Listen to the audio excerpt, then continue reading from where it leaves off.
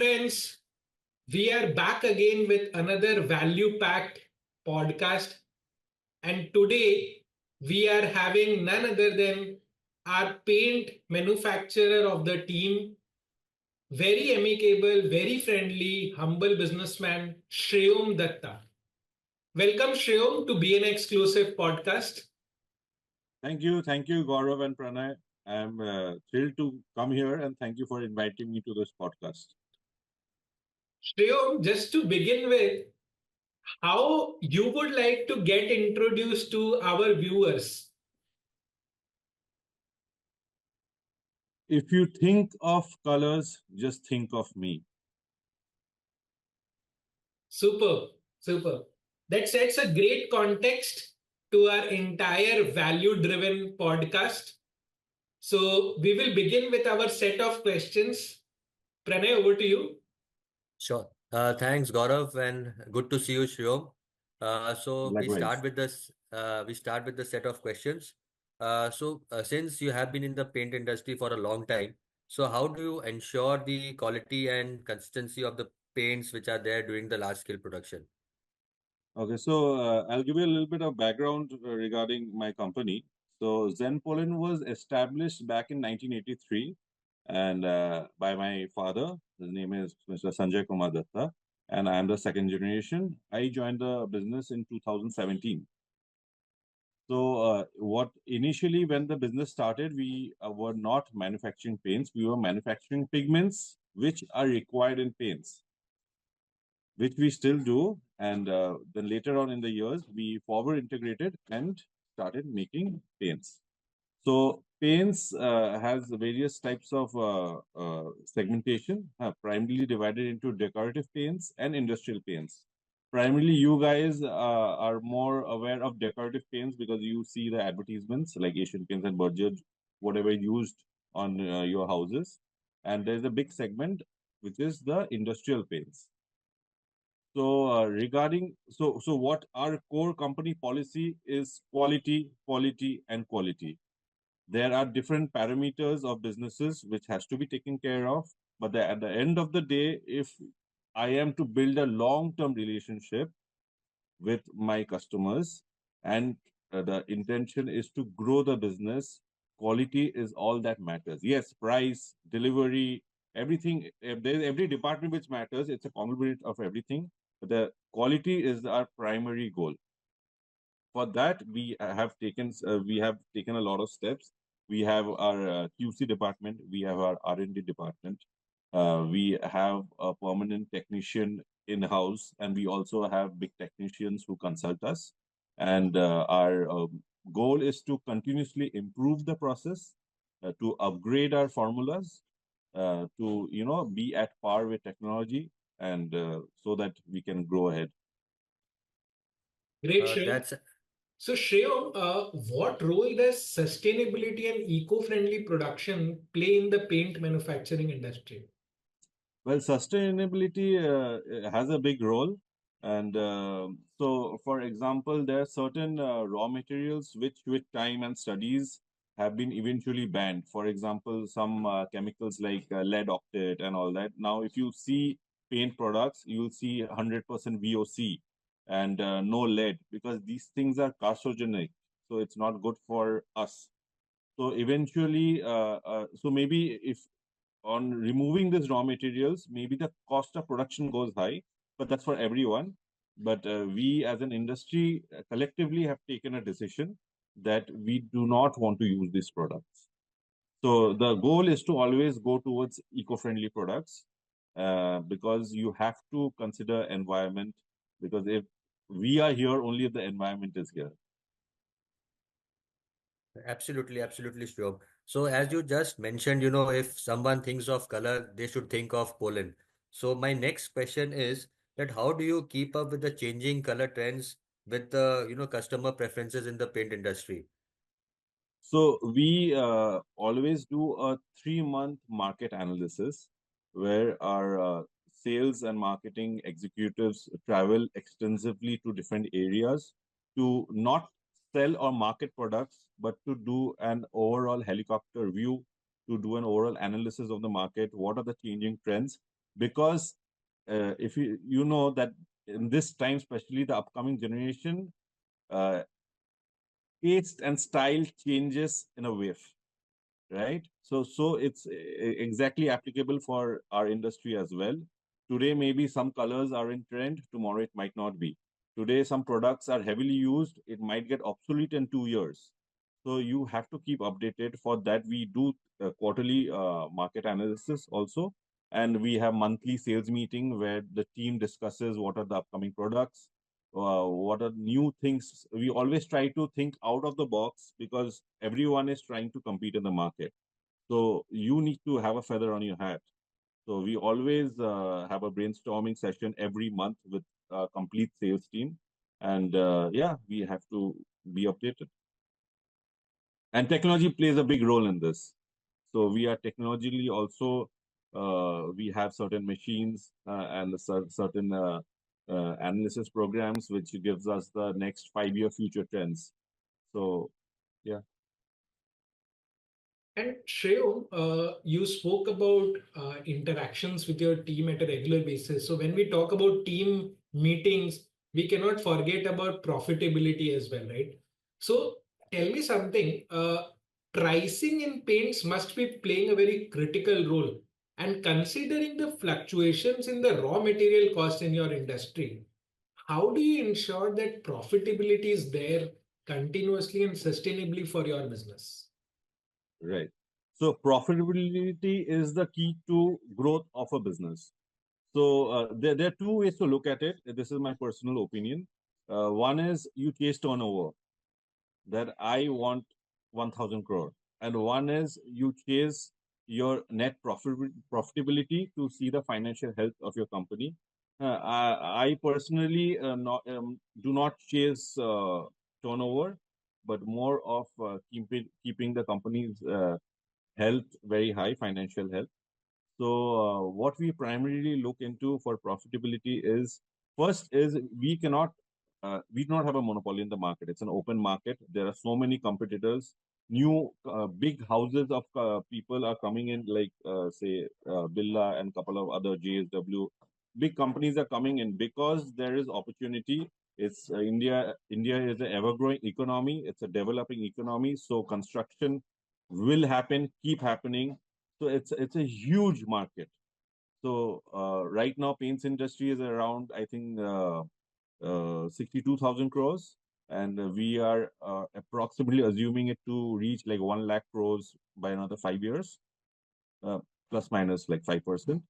So it's a huge market, and so what we do, where we our role plays is that um, we our procurement is very good because we cannot command price in the market. So we get profitability out of our procurement. We primarily import material from, we hardly procure material locally. Most of our raw materials are procured in bulk from different places like Germany, China, and different places. So procurement is a key role, and also the process of manufacturing has a big role. It's not that you get a formula and you just make it and you're done with the costing. The process of manufacturing, how long should you run the machine, how well are you able to finish the product, all these things matter. Economies of scale, of course it matters, but the process is even more important. Machinery, some machineries, current electric consumption is very high. So if I am running that machine for say 6 hours, right, and if I'm able to finish the product, if I'm able to optimize the process and able to finish the product in 4 hours, if I save that 2 hours of time, I'm saving big on electricity and time and labor, and time is money. So all these things matter a lot. Shivam, we talked about the profitability. So, and you also talked about the large established brands, coming in the entering the market. So, can you just tell us three differentiators? What sets Zen Poland apart from these large established brands? Well, the differentiator I would say is that we provide quality at par. So when we launch any product, we do an analysis. Who is the king king of this product. Say, for example, say emulsion, maybe say X makes the best product in that and he has the highest sale. So we will take his product as our benchmark and we make the quality as per that benchmark, right? And our so it's just not us, any MSME company. Their space in the paints industry is that in the decorative paints industry is that if suppose one of the big companies, say X, is selling it at 100, we usually will sell it at 90 or 80. So there is a difference of 10 to 20%. Again, where are the MSME paints manufacturers selling their decorative paints product? It's primarily in the suburbs, because in the city people are extremely brand conscious, and they do not mind paying more, right? But as you go away from the cities, people are very conscious about the spending, and they want good quality products at a reasonable price. And if they are getting something at something which is 10 to 15% cheaper at a good quality, they will take it. So that is the space where most of the MSME is playing in terms of decorative sector. But in terms of industrial sector, it's a completely different ball game. It is not price sensitive; it is quality sensitive. It's quality centric. And it's primarily B2B, right? So if they understand the quality and you give the right price, you can crack the deal. And Shreyo, when you spoke about entering into the areas which are non-metro, tier 2, tier 3 cities, right? So do you guys, as a leadership team, follow some specific strategies to enter these markets? So before we enter any market, we again do a overall analysis of the market. In the sense is, what is the population of the place, and what is the per capita income of the space, right? So these two are a major, role plays a major role in us, to figure out whether we want to enter this market or not, right? Because paints will be required in every market. It's not कि ये product है इधर नहीं लगता. Paints is a top code which if you are doing construction, it will be applied. If not today, tomorrow. So this is a product which has a demand everywhere. But before we enter a market, this is what we check. What is the population and what is the per capita income of that space before getting into it. Right, sure. So, since you already talked about strategies, so what is your advice to someone who is, entering this emerging market? What kind of advice you would like to give them? Well, honestly, if I suggest, decorative segment is a cutthroat market, and it is very difficult to establish your space and brand in this area. However, industrial segment has endless opportunities, because industrials, if you have your certifications, if you have your quality certifications, and you're able to give the right price at the right quality, then industrial sector is an endless segment. Is decorative segment not? Decorative segment is also, but for a new player, the burn is a lot. The amount of money you have to burn in the decorative sector is a lot more, and if you are doing your ROI calculation, maybe it will not make sense. Yes, if you have a huge investment, you have lots of investors, maybe then if you can afford to burn money, then maybe yes for the decorative sector. But otherwise, I would recommend get into the industrial sector. Sure. Sure. And Shivam, I know we both are part of communities together, multiple business communities. So when you talk about managing relationships with your dealer distributor, your team members, fellow entrepreneurs, what is that one key that you follow for managing these relationships?